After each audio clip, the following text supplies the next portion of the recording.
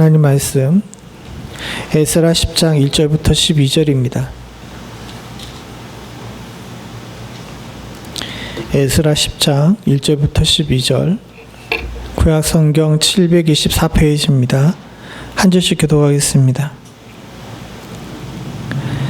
에스라가 하나님의 성전 앞에 엎드려 울며 기도하여 죄를 자복할 때 많은 백성이 크게 통곡하며 이스라엘 중에서 백성의 남녀와 어린아이의 큰 무리가 그 앞에 모인지라.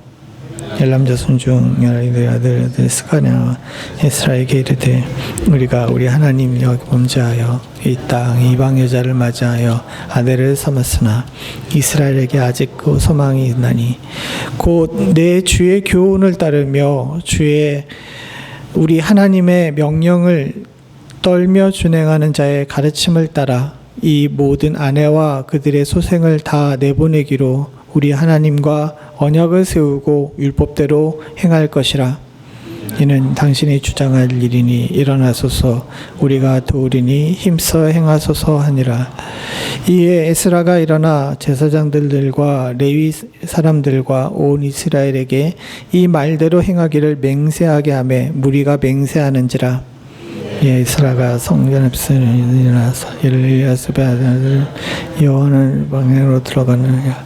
그가 들어가서 사방을 폈던 자들의 죄를 근심하여 음식도 먹지 아니하며 물도 마시지 아니하더니 유다와 예루살렘에 사로잡혔던 자들의 자손들에게 공포하기를 너희는 예루살렘으로 모이라.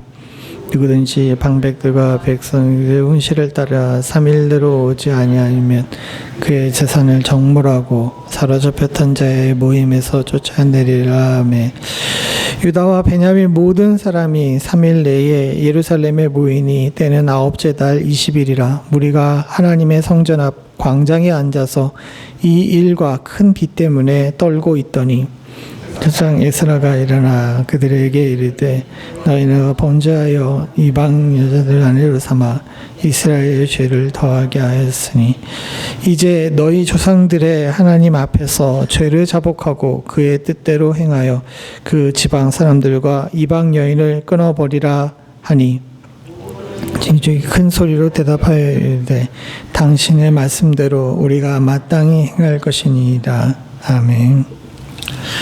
말씀을 들어가기 전에 두 가지 말씀을 드릴 것이 있습니다. 첫 번째는 제가 어제까지는 멀쩡했는데 어제 밤에 잘못 잤는지 아침 새벽부터 영 목이 이상합니다.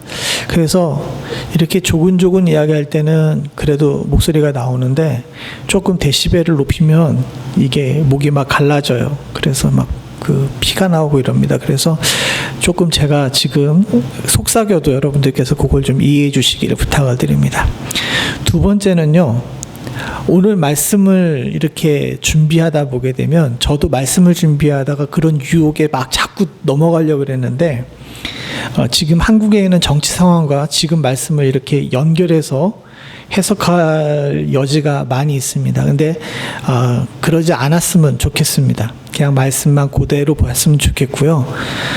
지금 현실에 있는 정치 상황 같은 경우는 개개인의 판단에 맡기는 겁니다. 제가 누차 말씀드리지만 저 개인적으로는 어떻게 생각할지 모르지만 목사로서 강대상에 서 있을 때에는 저는 하나님 말씀만 증거할 겁니다. 그러니까 그거에 조금이라도 이렇게 오해의 소지가 없었으면 좋겠습니다. 제가 말씀드리는 것들을 넘어 생각하셔가지고 목사님이 이쪽 편은 지지하나 저쪽 편은 지지하나 이렇게 얘기하지 않으셨으면 좋겠습니다. 이 말씀 그대로만 우리가 살펴볼 수 있는 은혜가 있기를 소원합니다. 두 가지 주의사항 잘 아셨죠? 네. 요즘 한국교회 목사님들이 곤욕을 치르시고 계십니다. 이 한국에 있는 사태에 대해서 목사님 개인의 의견을 피력하라고 이야기를 해요. 근데 한국 교회는요, 좌도 우도 다 있습니다. 성도들 가운데 여당 국회의원과 야당 국회의원이 같이 장로하시는 교회도 있어요. 그럼 목사님 어떻게 해야 돼요? 그럼 어떻게 해야 돼요? 아니요, 중립이 아니라 말씀만 전하면 됩니다. 목사한테 말씀 이외에 다른 것들을 요구하시면 안 됩니다. 그러니까 교회는 하나님 말씀을 선포하는 곳이지 자신의 정치적인 의견들을 얘기하고 나누는 것이 아님을 우리들이 항상 기억해야 될 줄로 믿습니다. 사실 에스라의 문제도 마찬가지였어요. 에스라가 지금 살고 있던 시대 때에 그 당시 사람들이 이방 여인을 아내로 맞이한 것은요, 그 사람들들 나름대로는 살기 위한 방법이었습니다. 그 동네 사람들과 정치적인 연합도 필요했고 경제적인 연합도 필요했어요. 왜냐하면 이스라엘 백성들은 지금 바벨론에서 돌아왔잖아요. 근데 그들이 돌아왔는데 그들이 살고 있던 땅과 팔레스타인 땅은 사실 기후도 또 지형적 요건도 전혀 다른 곳이었어요. 바벨론이 있던 곳은 아주 고대로부터 농사짓기에 굉장히 좋은 땅입니다. 지금도 그 동네에서 거의 유일하게 제대로 농사가 되는 지역이 그 지역이에요. 그런데 반해서 이 팔레스타인 지역, 이 예루살렘 지역 같은 경우는 농사짓기에는 그렇게 적합한 지형이 아닙니다. 도리어 이제 목축을 하거나 과수원을 하기에 적절한 지역이죠. 그렇게 되게 되면 출애굽했던 이스라엘 백성들도 똑같은 문제 때문에 고민이 되는데, 이 이주민이었던 유대인들, 이스라엘 사람들이 이 가나안 땅에 들어와서 정착하는 데 있어가지고 선주민이었던 그 동네 사람들과 연합하는 것은 굉장히 유익한 일입니다. 경제적인 면에서 볼 때. 그리고 정치적인 면에서도 마찬가지고요. 그러다 보니까 지난주에 말씀드렸던 것처럼 정치적, 경제적 공동체를 이루기 위해서 서로 결혼을 하는 행동이죠. 이건 굉장히 고도의 정치적이고 굉장히 경제적인 행위입니다. 근데 에스라는 그렇게 보지 않았어요. 왜 에스라는 그렇게 보지 않았냐면 에스라의 눈과 기준은 하나님의 말씀에 가 있기 때문에 그렇습니다. 우리가 항상 기억해야 되는 것이 있는데, 우리가 먹고 살기 위해서라는 핑계를 통하여서 자신의 행동을 정의하고 합리화시키는 경우가 많이 있습니다.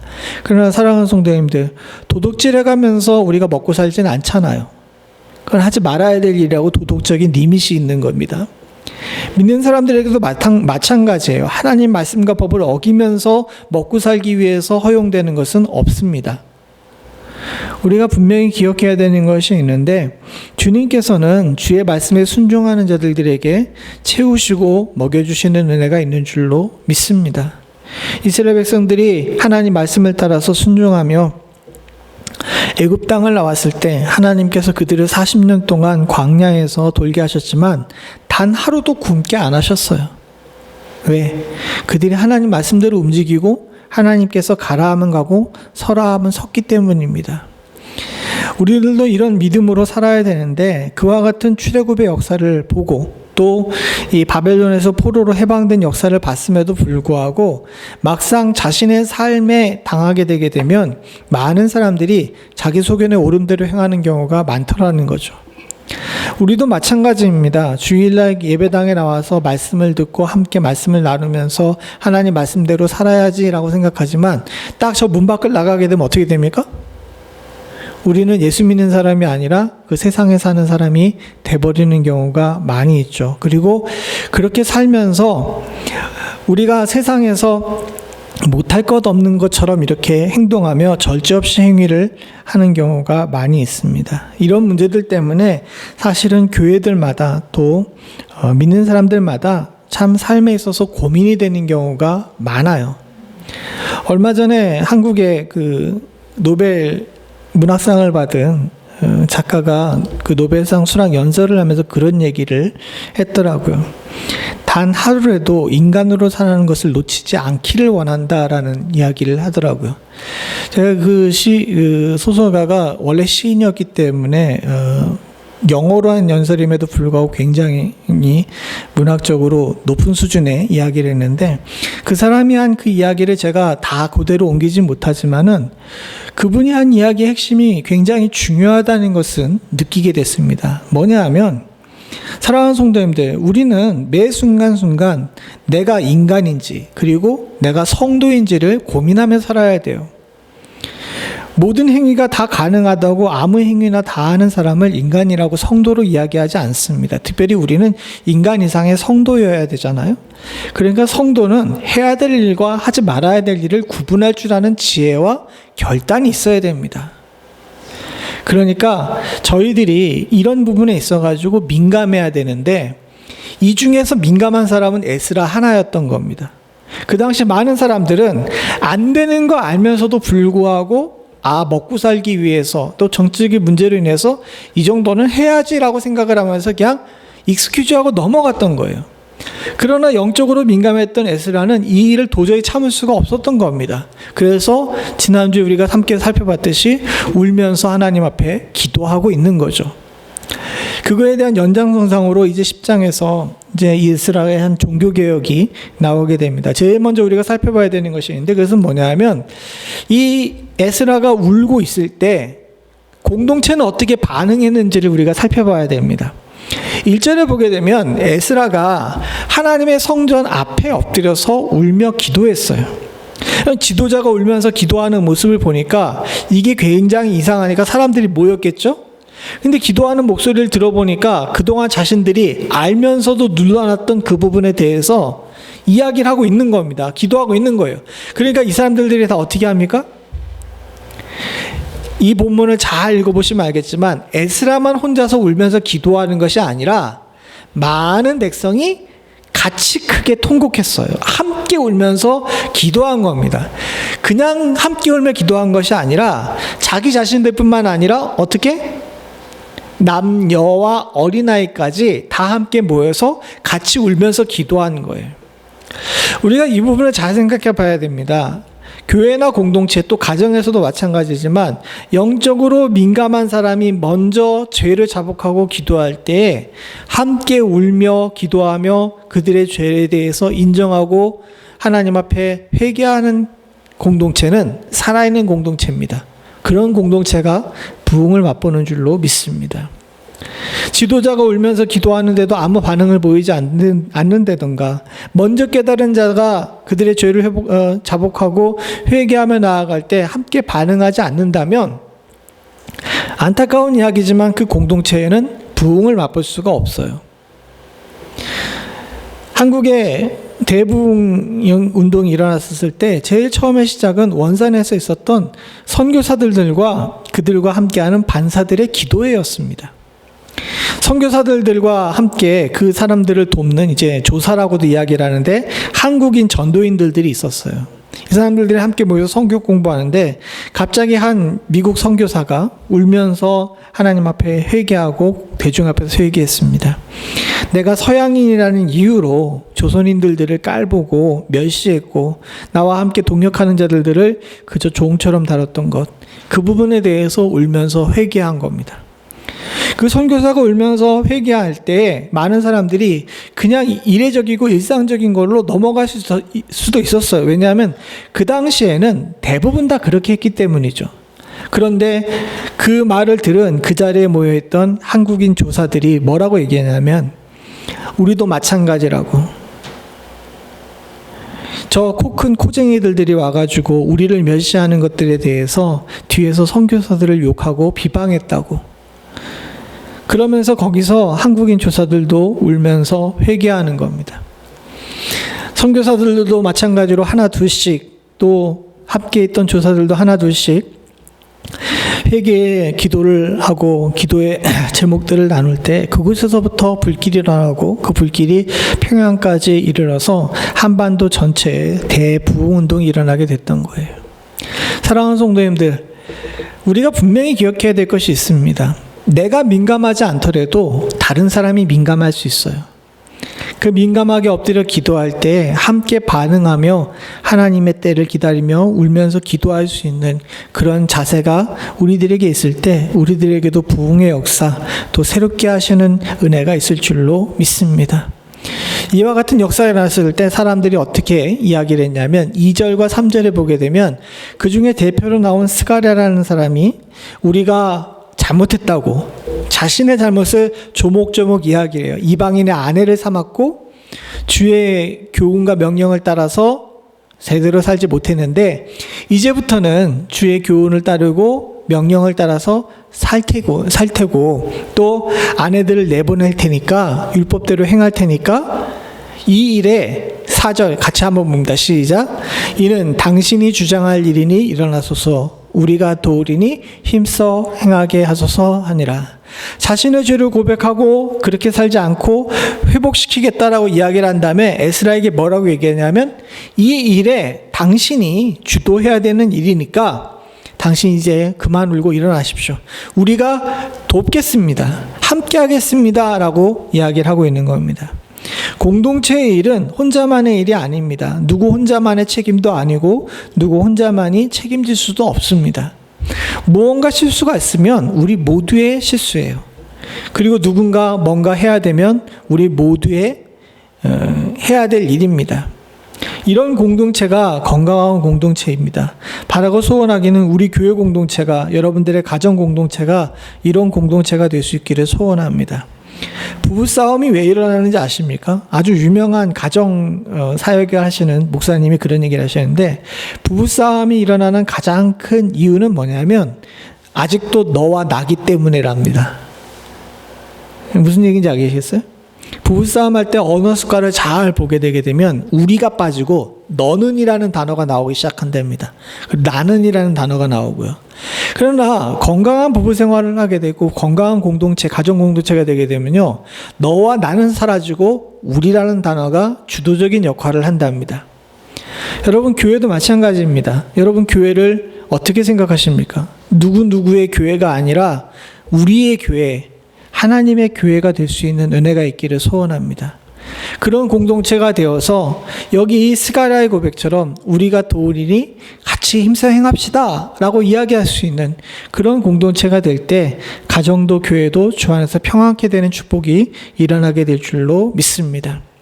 또 이것은 말로 끝나서는 안 돼요. 말로 끝나게 되면 완전히 공수표죠. 이 일은 실제적으로 말로만 끝나는 것이 아니라 행동으로 옮겨져야 됩니다. 근데 행동으로 옮겨져야 되는데 에스라가 확실히 똑똑한 사람이에요. 굉장히 지혜롭게 행동으로 옮깁니다. 이걸 저는 공동작업이라고 이름을 붙였는데, 어떻게 공동작업을 했냐면 제일 먼저 5절을 같이 봅니다. 시작. 이에 에스라가 일어나 제사장들과 레위 사람들과 온 이스라엘에게 이대로 행하기를 맹세하게 하며 무리가 맹세하니라.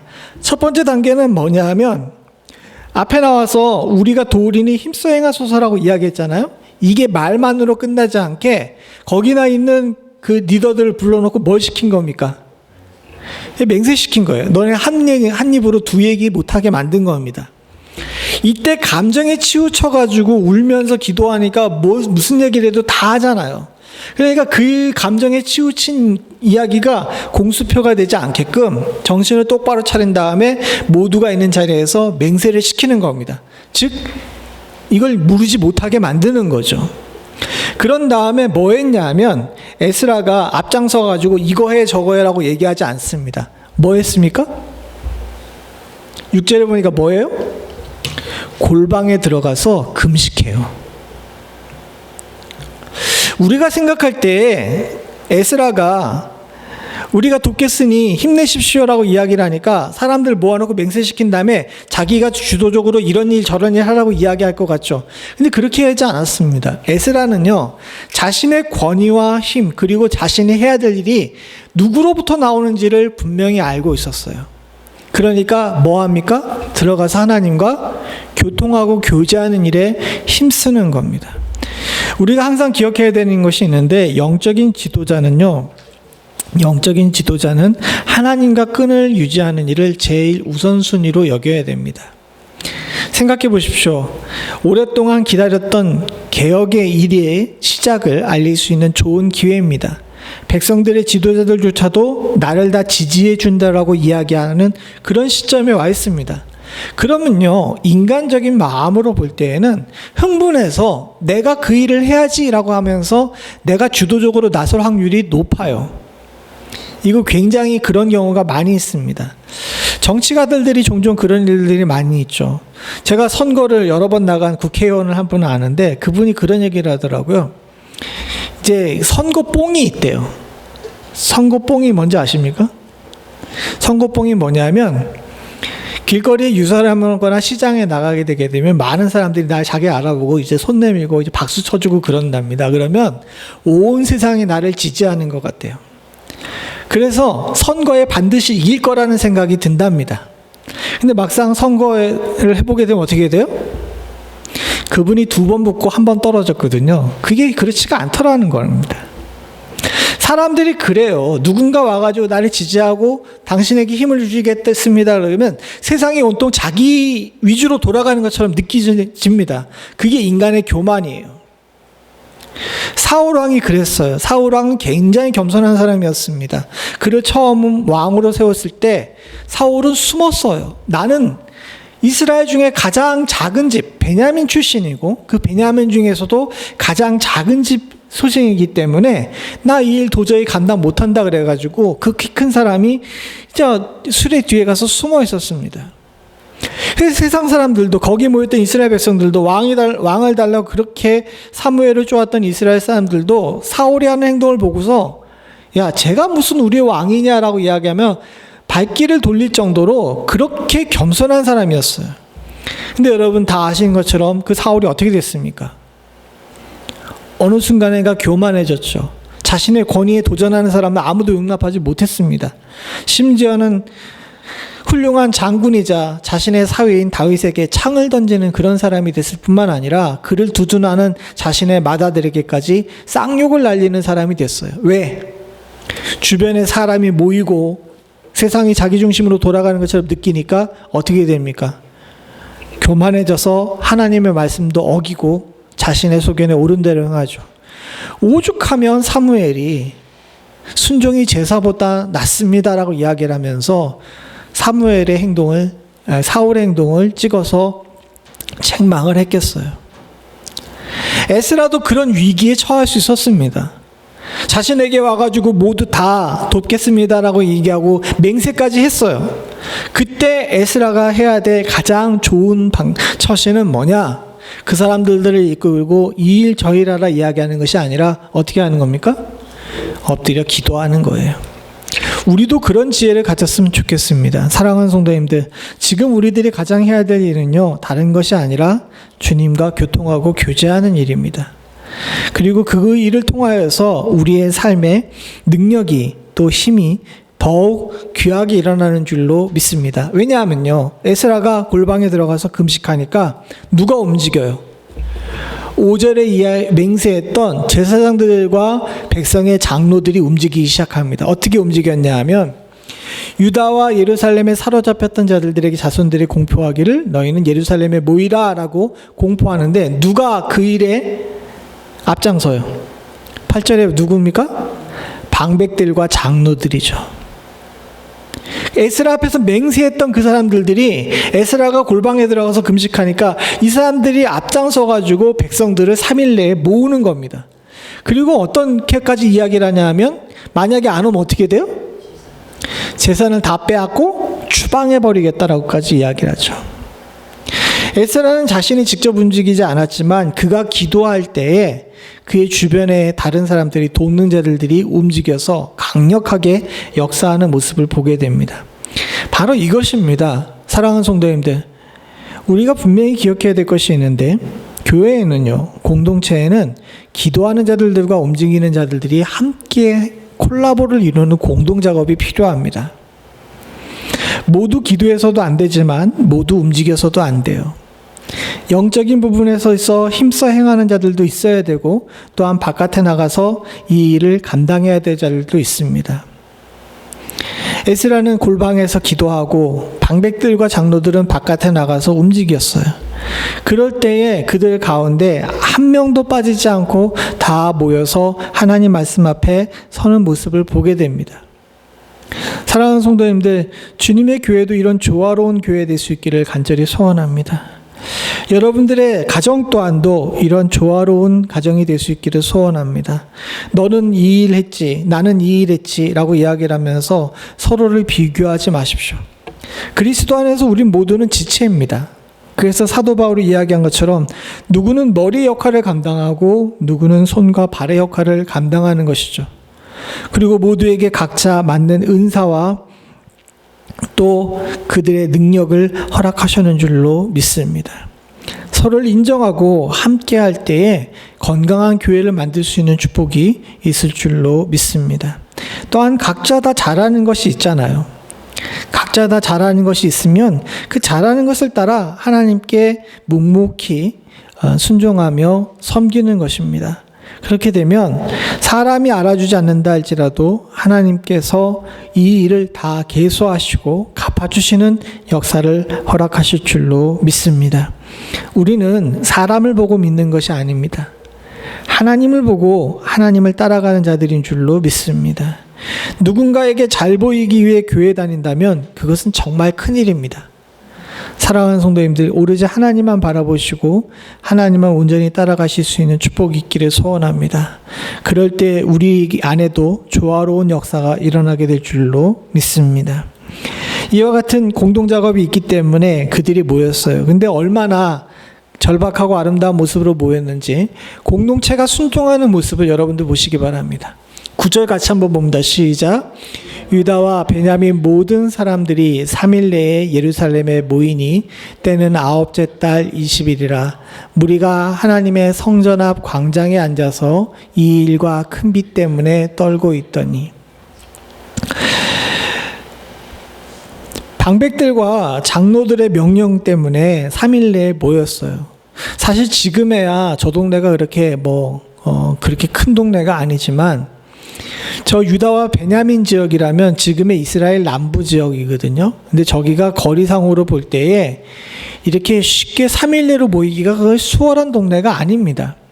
근데다가 해필이면 여기 날짜까지 박아놨잖아요. 9째 달 20일이라 그러는데 이때가 겨울 장마 때예요. 이 비가 내리는 때입니다. 근데 비가 내리는 때인데 이 비가 내리면 뭐가 문제냐 하면요. 이스라엘은 메마른 산지 지형이거든요. 산지 지형이라 이게 골짜기가 있지 않습니까? 한국은 또 여기 이 멤피스는 그런 개념이 잘 없는데 우리는 한번 냇물인 데는 1년 내내 물이 흐르잖아요. 그죠? 그런데 저 동네는 1년 내내 물이 흐르지 않아요. 1년 내내 물이 흐르지 않고 비 오는 이 겨울 우기 때만 물이 흐르는 이 강들이 있습니다. 이걸 와디라고 이야기를 하는데 그 동네 사람들은 와디라고 그러는데 이 와디르가 왜 중요하냐면요. 이게 비 오지 않는 계절에는 길로 사용됐어요. 왜? 골짜기를 따라가지고 아주 잘 깎였거든요. 이 빗물에 깎여가지고 잘 이제 깎여 있습니다. 그 동네가 이게 산지가 급하게 가파르기 때문에 다른 곳으로는 길을 내기가 쉽지가 않아요. 골짜기를 따라서 길이 있는데 그 골짜기가 우기에는 비가 내리고 우기가 아닐 때는 길로 사용한 겁니다. 근데 3일 내로 모이라 그랬는데 지금 어떻게 돼요? 비가 내리고 있어요. 그럼 길이 없는 거잖아요. 그 3일 내로 모이는 일이 쉬운 일이 아니었던 거예요. 그런데도 불구하고 이 사람들 어떻게 된 겁니까? 꾸역꾸역 모여서 3일 내로 모였어요. 그런데다가 3일 내로 모여서 성전 앞 광장에 이 사람들이 앉아 있는데 두 가지 이유 때문에 떨고 있었죠. 두 가지 이유가 뭡니까? 예, 우리가 지금 이렇게 하나님 말씀을 어겼던 것에 대한 죄책감 때문에 떨고 있고 또 하나는 뭐 때문에 떨어요? 비 때문에 떨고 있는 거예요. 여러분들 그림이 그려지십니까? 성전 앞에 사람들이 모여 있는데 비가 왕창 내리고 있어요. 근데 그곳에서 많은 사람들이 울고 있는 거야. 자신들의 죄에 대한 깨달음 때문에. 여기에 에스라가 나와서 큰 소리로 외칩니다. 에스라가 일어나 그들에게 이르되 너희가 범죄하여 이방 여자를 아내로 삼아 이스라엘의 죄를 더하게 하였으니 이는 너희 조상들의 하나님 앞에서 죄를 자복하고 이제 너희들 조상 하나님 앞에서 죄를 자복하고 그의 뜻대로 행하여 그 지방 사람들과 이방 여인을 끊어버리라 하니. 이건 단순히 이방 여인과 이혼하라는 이야기가 아닙니다. 그들의 삶 가운데서 하나님 이외에 다른 것들을 앞에 두었던 것들을 내려놓으라는 이야기예요. 저들이 먹고 살기 위한 것이라는 핑계로 그동안 해왔던 모든 일들에 대해서 돌이켜 반성하고 저들의 삶을 회복하라는 이야기입니다.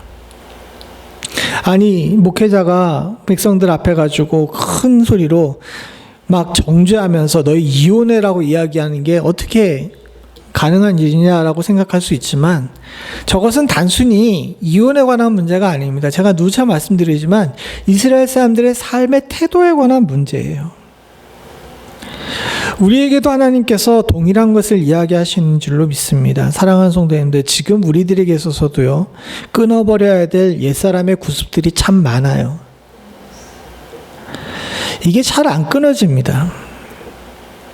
저도 있습니다. 그리고 여러분들도 있습니다. 다들 숨겨놓고 있지만 해결하지 못하는 중독에 가까운 여러 가지 일들이 있죠. 그 일 앞에서 사랑하는 성도님들, 우리 모두가 다 겸손하게 떨면서 이 일을 다시 회복시킬 기회를 잡을 수 있는 은혜가 있기를 소원합니다.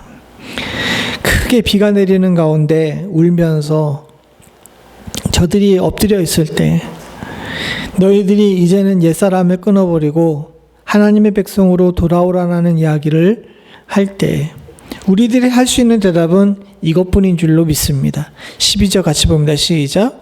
모든 회중이 큰 소리로 대답하여 이르되 당신의 말씀대로 우리가 마땅히 행할 것이니이다. 큰 소리로 모두 이야기를 합니다. 하나님 말씀대로 돌아가겠습니다. 사랑하는 성도님들, 지금 우리들이 삶에서 많은 어려움들을 겪는다라고 이야기를 합니다. 세상은 혼란스럽다라고 이야기하죠. 그래서 제가 조금 전에 찬송을 부를 때도 눈을 들어 하늘 보라라고 이야기하는 하는 찬송도 세상이 어지럽다, 혼란스럽다라는 이야기가 들어가 있습니다. 그거 아십니까? 찬송가 515장 눈을 들어 하늘을 보라라는 이 찬송가는 한국 사람이 지은 찬송가입니다. 특별히 이 515장 지은 석신영 목사님 같은 경우, 제가 이분 따님과 캘리포니아에 있을 때 함께 신앙생활을 했었는데, 이 찬송을 지은 배경을 보게 되면 6.25 전쟁 때예요. 6.25 전쟁 때 나라가 완전히 잿더미가 돼버린 데다가 부산에 피난을 가봤더니 엉망진창이죠. 이런 상황 속에서 이 분이 어지러운 세상, 어두워진 세상 중에서 어디에 의지할까라는 것, 이 부분에 대해서 찬송을 지은 것입니다. 그리고 사실은 이 찬송가에도 나오지만 답이 나와 있기보다는 맨 마지막에 뭐라고 끝납니까? 믿는 자요? 어이할 거라 그러죠. 탄식으로 끝나죠. 지금 우리 시대에도 이와 같은 찬송이 딱 어울릴 것 같습니다. 제가요 이 며칠 동안에 이 찬송이 입에서 떠나질 않아요. 믿는 자여 어이할꼬라는 찬송이죠. 이건 단순히 나라의 문제뿐만 아닙니다. 우리 교회의 문제도 그렇고 여러분들의 가정의 문제도 있고 개인의 문제에서도 그렇고 주님께서 우리들에게 물어봅니다. 믿는 자여 어이할꼬. 사랑하는 성도님들, 우리의 대답이 주님의 말씀대로 하겠습니다 라고 크게 외칠 수 있는 대답이 될 수 있기를 간절히 소원합니다. 우리가 그렇게 해서 잿더미에서 나라를 이렇게 세웠고, 우리가 그렇게 해서 한국교회가 세계에서 손꼽히는 믿음의 교회가 될 수 있었고, 우리가 그렇게 해서 지금까지 이 미국 땅, 이 외딴 땅에 와서도 주의 은혜로 살고 있는 줄로 믿습니다.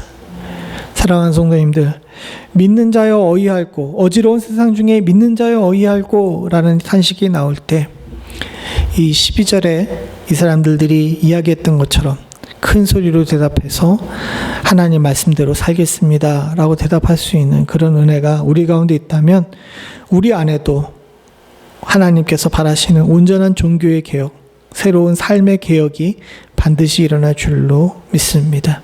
저 여러분들이 이 은혜 가운데 살 수 있기를 간절히 소원합니다. 같이 기도하시겠습니다. 아버지 하나님, 주여, 어지러운 세상, 혼란스러운 세상 가운데 저희들이 살고 있습니다. 또한 어두워진 세상 가운데 저희들이 갈 바를 알지 못합니다.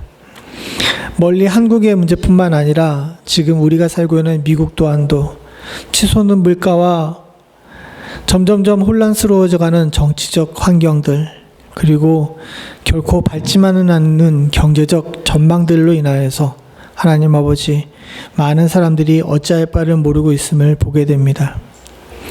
이런 때 주님께서 우리들에게 너희들은 어떻게 살 거니? 라고 물으시게 된다면 하나님, 저희들은 주님의 말씀대로 살겠습니다 대답하기를 간절히 소원합니다.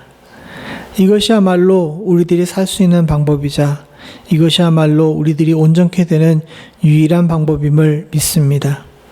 아버지 하나님, 에스라가 온 이스라엘 백성들을 모으고 저들을 향해 앞으로 어떻게 살겠습니까? 라고 물어볼 때 크게 비 맞으며 울며 대답했던 저 백성들의 대답이 지금 이 시대, 지금 우리들의 대답이 될 수 있는 축복이 있기를 간절히 소원합니다. 하나님, 지었던 모든 죄들을 회개할 뿐만 아니라 끊지 못했던 죄들에 대해서도 주님 앞에 자복할 수 있게 하여 주시옵고, 더 나아가 바르게 살겠다는 온전한 결단이 우리 가운데 있어서 우리 안에 회복을 체험할 수 있는 축복을 허락하여 주시옵소서. 저희들은 약하고 부족합니다. 그래서 지금 오늘 우리가 나눴던 이 말씀도 저분을 떠나게 되면 다 잊어버릴 수밖에 없다는 것 주님께서 잘 아시는 줄로 믿습니다. 그러나 하나님 아버지, 우리의 마음의 중심 가운데 주의 성령이 임재하여 주시사 하나님 아버지, 우리로 항상 스스로의 삶에 대해 물어볼 줄 아는 지혜를 갖게 하여 주시옵고, 아침과 저녁으로 저희들이 주님과 만나며 저희들의 삶을 조금씩 교정해 나가며 바꿔갈 수 있는 축복 또한도 허락하여 주시옵소서. 하나님, 사랑하는 성도들을 주님께서 붙들어 주셨기를 소원합니다. 이들이 세상에 나가 살아야 됩니다. 어떤 일을 겪어야 될지, 어떤 문제를 부딪혀야 될지 주님께서 잘 아실 줄로 믿습니다. 하나님 아버지, 시시때때로 공급하시는 힘과 지혜로 잘 이겨낼 수 있도록 주님 도와주시옵고, 주님과 함께 동행하는 은혜가 사랑하는 성도들 가운데 있음으로 말미암아 그 어떤 일을 만나도 당황하거나 넘어지지 않을 수 있도록 주님 도와주시옵고, 주님이 주시는 지혜와 힘과 능력으로 모든 문제들을 잘 대처하며 해결할 수 있는 축복을 허락하여 주시옵소서. 우리들의 마음의 중심은 하나님 말씀대로 살겠습니다 외치는 곳에 있음을 주님께서 귀하게 보시고 이뻐하시사 사랑하는 성도들의 마음의 중심에 품고 있는 마음들이 이 땅에 온전히 이루어질 수 있게끔 사랑하는 성도들의 삶 또한도 복내려 주시옵소서. 주께서 주의 사랑하는 성도들과 함께 하시고 우리 귀한 성도들, 이 저녁에 머리 숙인 주의 사랑하는 성도들에게 은혜를 더하실 줄을 믿사옵고 모든 말씀 예수님의 이름으로 간절히 기도드리옵나이다. 아멘.